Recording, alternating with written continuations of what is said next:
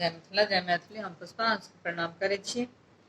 आई मधुश्रावणी के 5म दिनक कथा सुना रहल छी, जे कि दंत कथा पर आधारित महादेव परिवार के कथा छै।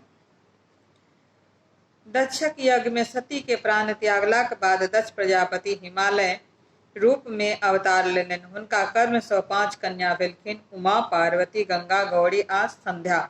एहि 5 कन्याक विवाह बेरा बेरी महादेवे सँ भेल।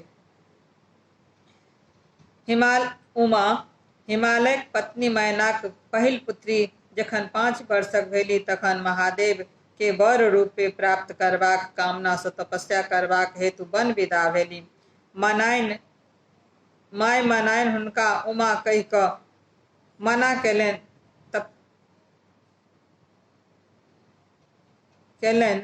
तथापि ओ चलि गेली, तें हुनकर नाम उमा पड़ल। 8 वर्षक भेला पर महादेव हुनका तपस्या सँ प्रसन्न भऽ हुनका सँ विवाह कऽ लेलनि।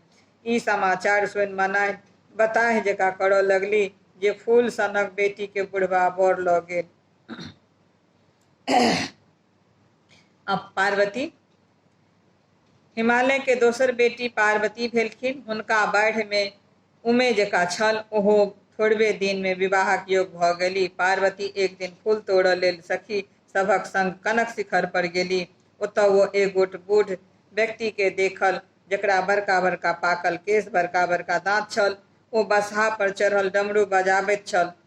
पार्वती चिन्ह गेली जे ओ आन कियो नहि, साक्षात महादेव छथिन।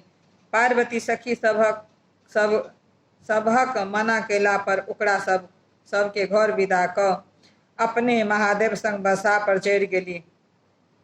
सखी सब आब घर आबि मनाइन के सब बात कहलनि। ओ अपन कपार पीठ झाँटऽ लगली जे हमरा कपार में ई की लिखल अछि जे एना भऽ जाइत अछि, किंतु आब जे भेल भऽ गेल तकर कोन उपाय। ई उमा पार्वती के बारे में छ। अब गंगा के हिमालय के तेसर बेटी गंगा भेलखिन। ओहो जखन पैघ भेलखिन तखन एक दिन महादेव भिखारी के रूप में आबि गंगा के अपन जटा में नुका कऽ भागि गेला। मनाइन जखन ई बुझलखिन तखन फेर माथ कपार झाँटऽ लगली जे ई बुढ़बा के यह धंधा छैक जे हमर बेटी सबके चोरा कऽ लऽ जाइत अछि। तहिए सँ गंगा सत्तऽ महादेव के जटा में रहै छथिन। ई कथा छल 5म दिन के।